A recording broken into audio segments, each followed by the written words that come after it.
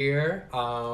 Today, it is a very special day, inauguration day, and I'm actually wearing, the burgundy in honor of our, past first lady, Michelle Obama. I wanted to give, some props and, so an ode to her with the burgundy blazer. So welcome to everybody that has joined our live, and we just wanted to just kind of welcome you to the new year. You guys know that the legislative session starts in January, so that is actually underway. So that normally means that the tea time with Brian is the Gold Dome tea, regarding what is happening under the Gold Dome. I will make sure to keep you guys updated. This week is budget week. Last week was the first 4 days of the legislative session, and this week they keep the week to talk numbers and budget.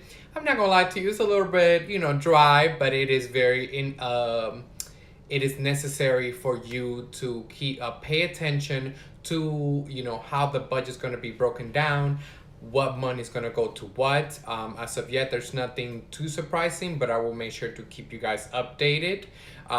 Next week, there's going to be a lot of bills that are going to drop, but I'll give you a little bit more details in a second. So, but today, let's just say cheers. Thank you for joining us.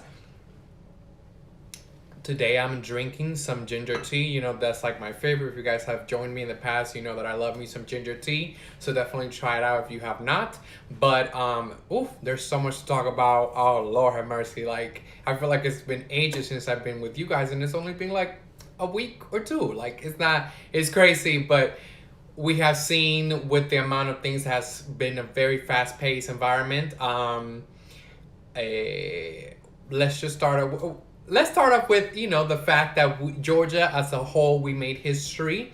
So props to all my fellow organizers that have been doing the hard, tiresome work. We did it. We turned out record numbers once again. I think that this is the largest there's of course turnout ever, but I want to actually give you guys the numbers, because the numbers just like the song says, men and women lie, but numbers don't. And, definitely numbers do not lie. And, like, the history is crazy. Like, overall, there was 226,400 new voters in the runoff, and 50% of them were non-white, specifically 91k more black voters, 10% more Latino voters, and 9k, so meaning like 91,000 black, 10,000 Latino, and 9,000 Asians actually more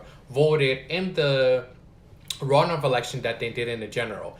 Those are record numbers. Whether you want to, slice it or dice it anyway, like this has been historic. There's have been a lot of people that have never voted before, or, had just turned 18, like my fellow brother did. This was his first time. A lot of these are new citizens that became naturalized, like my mother, as well as a lot of, other fellow Latinos or Asians. And, props to all the fellow organizations that we are, we always partner up with from the Pro Georgia table to make sure that they're turning out and doing the work in the Latinx and Asian communities. So it's very exciting. Of course, a good chunk of this was young people. And once again, like we have keep posting in our social medias, young people are the ones that made the shift, made the bringing in all the amount of people that were brought in that had never been brought in. So we're just very, very happy that happened during this election. Hello, how are you? Thank you for joining us. And it's definitely a very exciting time. Here in Georgia, we were glad that we were able to deliver the first black senator from the state, as well as I want to say one of the first from the South ever, and the first millennial senator. He's also Jewish, but that thing that is very interesting to know that we are now making it into the U.S. Senate. So props to Jon Ossoff. I know I've seen his track from the beginning of him trying to run for the U.S. 6, and now, actually being the senator of Georgia. And I believe he's actually going to be the senior senator, because he replays David Perdue, and it's just interesting because he's much younger than Reverend Warnock. So, but yeah, let's dive into some of the other things that we want to talk about. The legislative session is already being a little spicy. It's already being a little crazy. The amount of people that did not want to get tested, they actually offered the first day last week, they offer every single legislator a COVID test to see that they are safe, as well as provide them masks multiple in multiple sections, and as well as in multiple areas of the Capitol.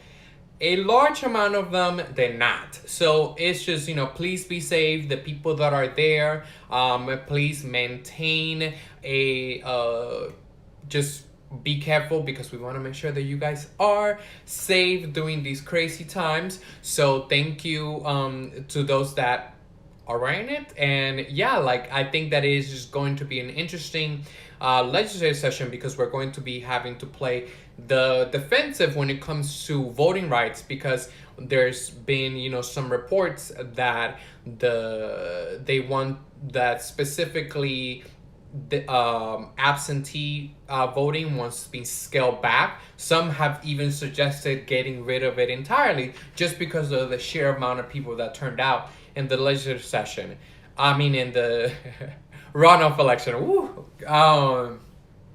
So it's just crazy that because of the amount of people that turned out, we want to restrict this. It's crazy. And there's actually been some a little bit of controversy, because a Gwinnett a commissioner actually was mentioning some, we need to make sure we restrict it, and that's just not what we want to do. We want to make sure that as much people want to vote can, if you can vote, then we want to make sure that your voting rights are protected. And that actually brings me on to the next point that I want to make. There's actually a bill coming down the pipeline where, similarly to Florida, we want to give back the disenfranchisement bill, specifically when we're speaking about giving, to where if you have a felony that doesn't stop you from voting. And I think this is extremely important because of the fact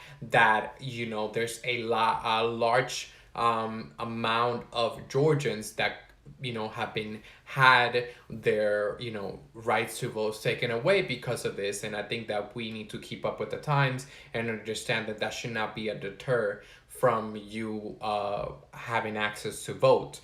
So we'll keep you updated on that. I think that it's a very interesting bill. It's definitely going to open a conversation, and we'll keep you up to date as to if it moves to committee and how it's going to move throughout the floor. Another one that we're definitely watching that is specifically regarding higher education.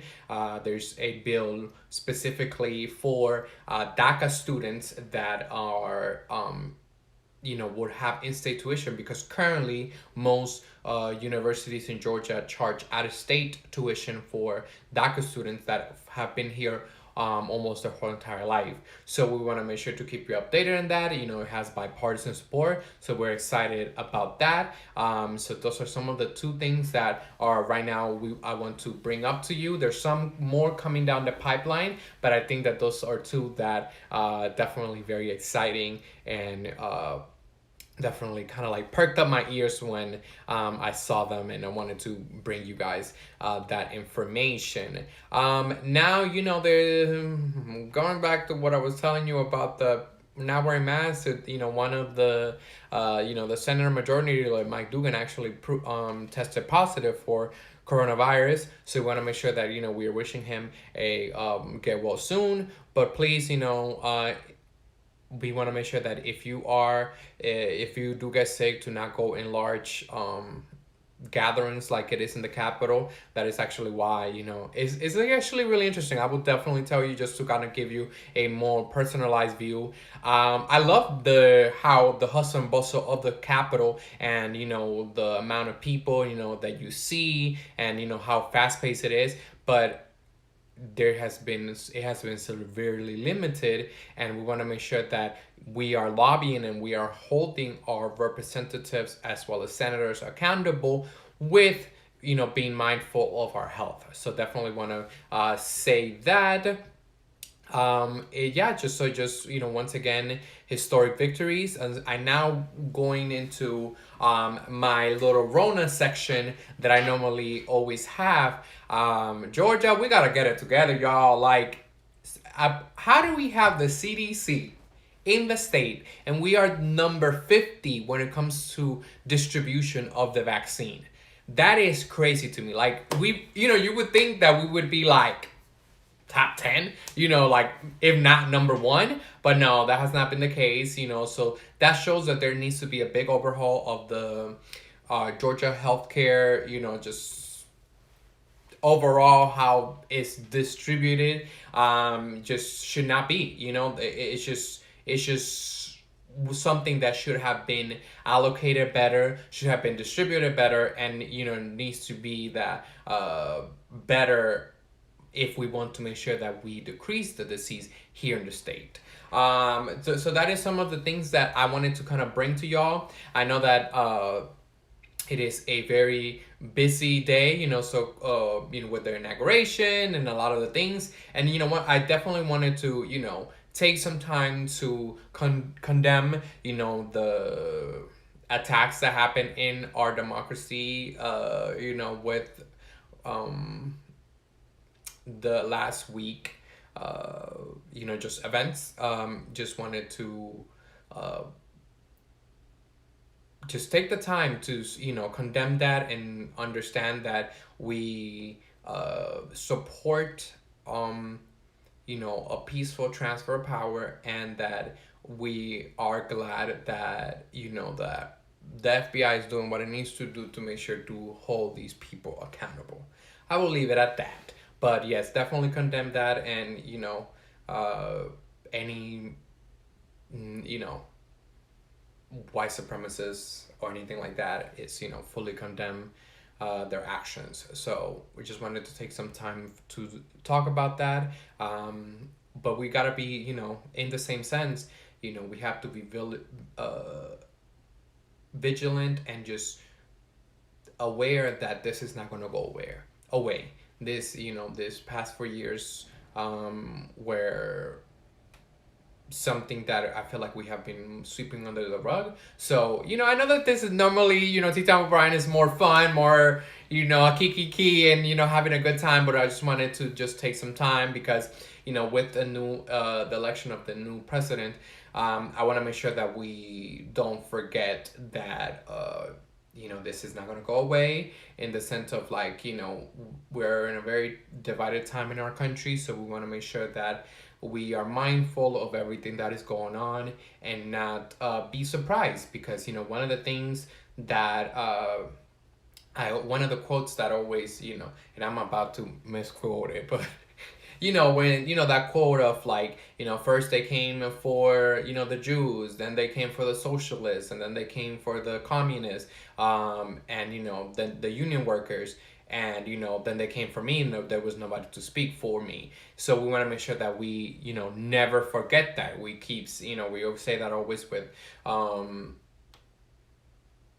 multiple of with 9/11, with just the deaths of multiple people, and we want to make with the pandemic, we want to make sure that we don't kind of sweep it under the rug, and understand that this is something that it was painful that happened in our country's history, and we must deal with it head on, because if not, then it's just we're not going to get better. And I think that I speak for all of us that we want a healthy America, healthy United States, where everybody has a fair chance to just live life as an American, and yeah, just enjoy life without the fear of repercussion. So yes, so just wanted to take some time. Please make sure to join us every week. I think I want to know, like, what do you guys think about the new time? Do you think it would be a little bit better than the usual one or two time period that I do it. Do you think that the 5 to 6 is a little bit better? Let me know in the comments below. So, and once again, thank you for joining us for another Tea Time with Brian. We will see you next week with, some more tea for of everything George, as well as everything under the Gold Dome. So thank you and have a great rest of your day. Bye bye.